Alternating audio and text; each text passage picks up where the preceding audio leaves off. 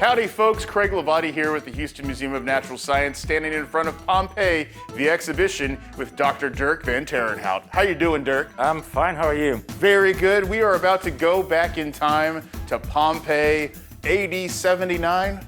Yep, about a little bit less than 2,000 years ago.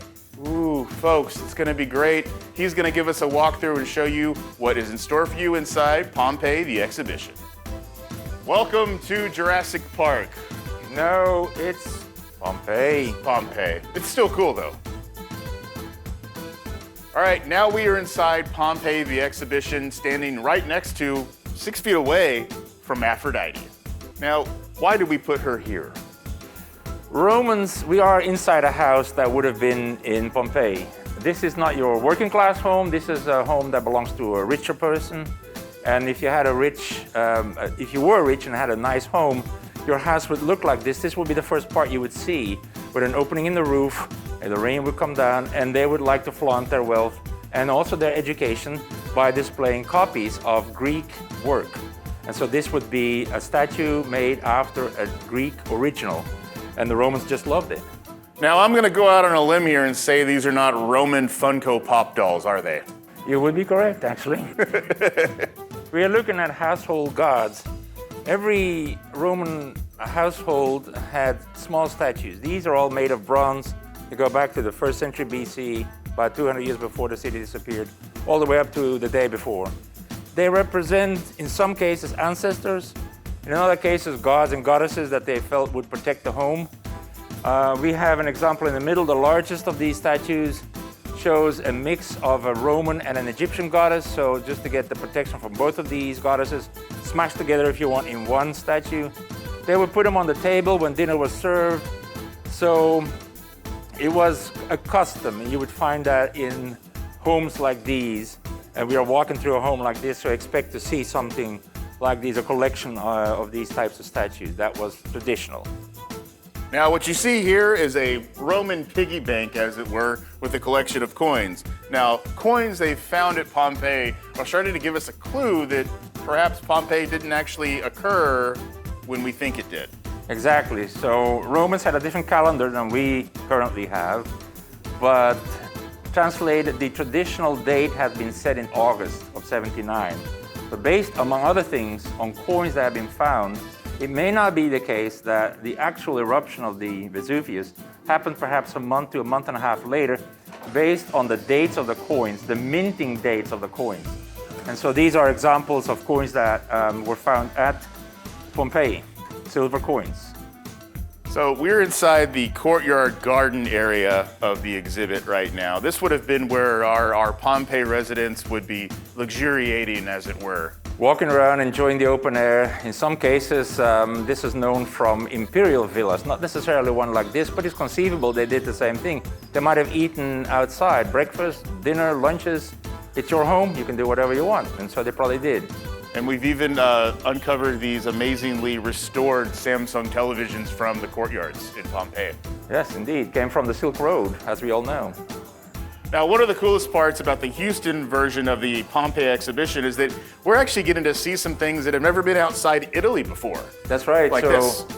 Discoveries continue to happen in Italy and in Pompeii specifically, surrounding areas. And these two carved marble tables, legs, have never been shown outside of Italy. There are about a dozen artifacts here that have never left Italy before that are here on display. So it's always worthwhile to come visit the Museum of Natural Science. You never know what you will find. And we will be adding some items later this summer, so watch out. Now this ancient anchor, wow, I really just tried to give myself a tongue twister. This ancient anchor is indicative of Pompeii being an international city, a port city with a lot of different influences from different cultures around the area. Indeed. Now, this city, Pompeii, when it disappeared, courtesy of the volcano, existed at the time, the very beginning of the Roman Empire. So they had emperors, Augustus being the first one, Titus was the one at the time of the eruption. So the Roman Empire already stretched out all the way around the Mediterranean and into England and areas beyond. So Romans themselves had gone to different parts of the world and were aware of it. Probably citizens from Pompeii did the same, serving in the army. But then reverse, you had people trading ships coming from various ports to a port city here in the Pompeii area. So people were definitely cosmopolitan. They were aware of the world. There is a mosaic on display here that shows African animals, so they were familiar with them. And of course, there were all kinds of gladiatorial fights involving animals from other parts of the empire. So a simple anchor can tell us an awful lot.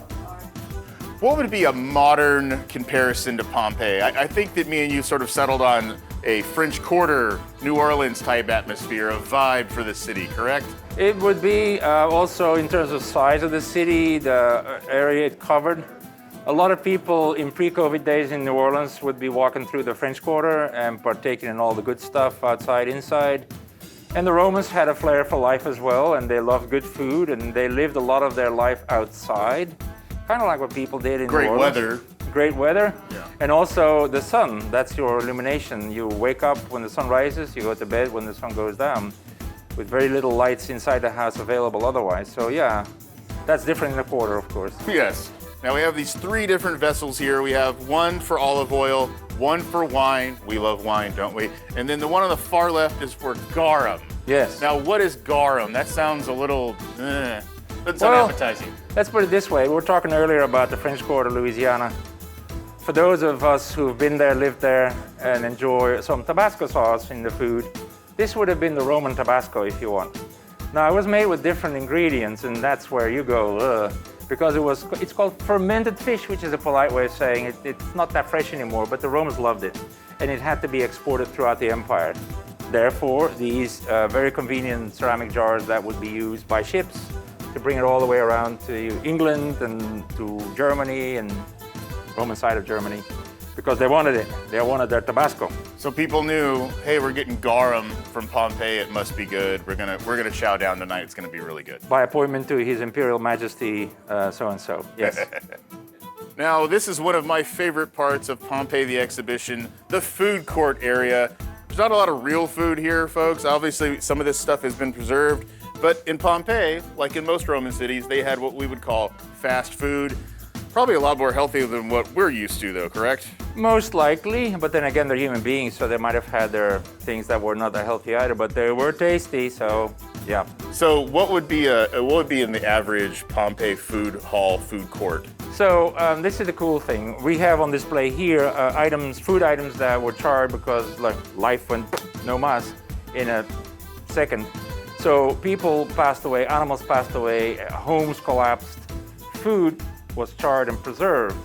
And so Romans in pre-eruption days would have woken up in the morning, gone downstairs from their apartments, because they had apartments too, or left their homes, walked down the street, on their way to the market, on their way to wherever it is they worked, they would have gotten breakfast. And so you had plenty of establishments right by the sidewalk in the front of these houses, commercial places, where you could go up to what you see here in the painting, where you would have like a countertop with holes in it, and then there would be big jars like the ones we just saw set into them. And so on the bottom of these big jars, amphora, would be remains that allow us to reconstruct what they were eating. So if you like French food, snails, they would eat snail soup. And they ate anything that came out of the water over there, of course, too. Yeah. And you were close to the ocean or the Mediterranean in this case. Of course, you would have had all kinds of fish soup. Fresh seafood. Fresh, not frozen, fresh, because it was just 50 yards away. And so, yeah, they would grab food in the morning. They would have, and that's also on display here, they would have these not to-go cups, because they would have to turn them back in. These are not styrofoam, but ceramic, beautifully made. And then they would, with a ladle, put some of that soup in there. And then you would have Roman bread, which was tasty, but not like ours, so a little bit on the hard side. And so you would dunk it in your soup, and that would be your meal of the day. And you just belly up, eat, put the pot back down, and go. Did they have coffee? Nope. Not for me. Now, when you walk through Pompeii the exhibition, you may notice that, well, life wasn't that much different than it is now. They had graffiti. They had memes. They had, well, this is the adult section. The red light section, The red light section of Pompeii. So it wasn't that much different than what we have today. People don't really change. Not so much, no. We have technology, and in most cases today in Texas, we even have electricity. Sometimes. Sometimes. So graffiti are really cool because it really shows people haven't changed at all. And because the city just collapsed overnight, these graffiti in some cases were preserved incredibly well. And then people, of course, because there's a mural painting, you have to scratch into it. And so people are people, they did that. And so does this sound familiar? When we go eat in Houston, and you want to show to your friends what you just ate, you put it up on your wall, right? There you And go. so in this case, they would carve it on the wall. I just ate something and it was good and I liked it. Maximus so-and-so liked this food. Or if they didn't, Gaius so-and-so said, this thing here, don't ever come eat because it's bad. Now, we've obviously had a really good time walking through Pompeii and learning more about it, but we have to remember that there was a major loss of life, and that's what this room shows us. It's a very sobering portion of the museum. This is where the famous casts are on display when people passed away and their bodies were completely encased in ash. Over time, the ash would set, become hard. The body would decay. That would make an empty space. Eventually, people figured out that that was a space you could fill up with plaster. And here we are. These are the shapes of the people in their last pose as they passed away after the eruption. And by the way, it wasn't just people who passed away. There are also animals that passed away. We have one cast of a dog here that was sadly chained to the house. So that was a guard dog and he didn't make it. All right, y'all, come see Pompeii, the exhibition only at the Houston Museum of Natural Science through September 6th. And man, I got like the most amazing tour guide. It is a cool show. There's a lot of material here. All of it authentic. A lot of it hasn't been seen.